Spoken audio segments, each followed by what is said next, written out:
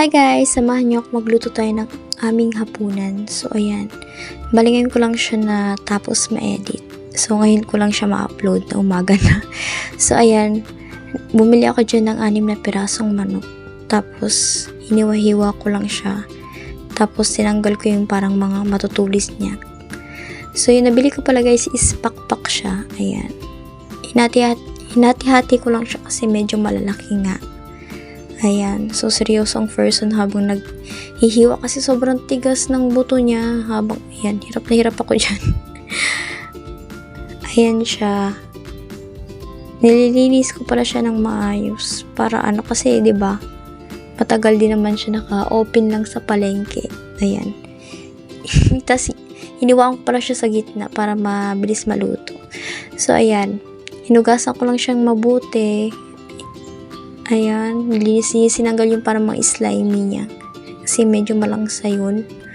Inilagyan ko siya ng paminta. Tapos, imekos-mekos nyo lang siya sa paminta. Ayan, para kasi nakakadagdag yun siya ng lasa. Ayan, mekos-mekos. Tapos, nagtadtad pala ako ng bawang, guys. So, ayan. Tapos, imekos-mekos dyan yung chicken. Ayan. Kasi ano siya, mas malasa siya. Promise. So, ayan. Mekos-mekos natin. Tapos, nag-add pala ako ng konting Knorr liquid seasoning. So, mekos-mekos. Tapos, leave lang natin siya ng mga ilang minutes. So, ayan yung gagamitin natin pang breading. Big crunch ng crispy fry. Nag-add pala ako ng cornstarch. Kasi, para di siya masyado maalat. Tapos, hinalo-halo ko siya para mag-combine sila together. Halo na, combine pa, no? So, ayan. Tapos, nilagay ko na siya sa chicken. Ayan.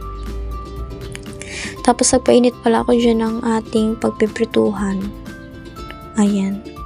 Nilakasan ko na yung apoy kasi gabi na yan dyan. And nagmamadali na kami. Kasi nakakagutom na ng time na yan. So, ayan. Nilagay ako ng mantika. So, mukha lang siyang konti pero madami naman yan siya. Lubog naman yung manok. Ayan. Tinitignan ko dyan kung mainit na. Ayan. Waiting ang person. Tapos, pinarito ko na siya. Inuna ko pala dyan yung mga sa side talaga ng pakpak. Ayan. Kasi mas mabilis lang maluto. Ayan siya, yung nag-golden brown lang. And sobrang matalasik niya talaga.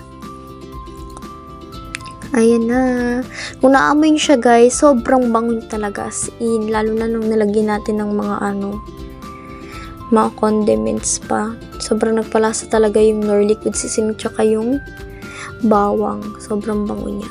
Habang piniprito. So, ayan na yung naprito nating chicken. So, kain po tayo. Ayan. Diba, sobrang sarap niya. Sobrang bango niya talaga. Nakakagutom. Ayan. So, may natira tayong breading. Ayan. Tinunaw ko lang siya sa water. Tapos, niluto ko siya sa apoy. Ayan. Mix lang natin kasi para hindi siya magbilog-bilog.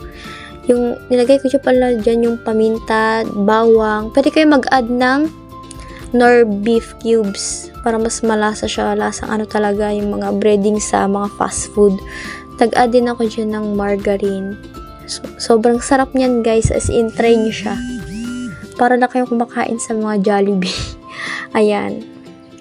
So, ayan na. Kain po tayo. Salamat po sa mga sa panonood.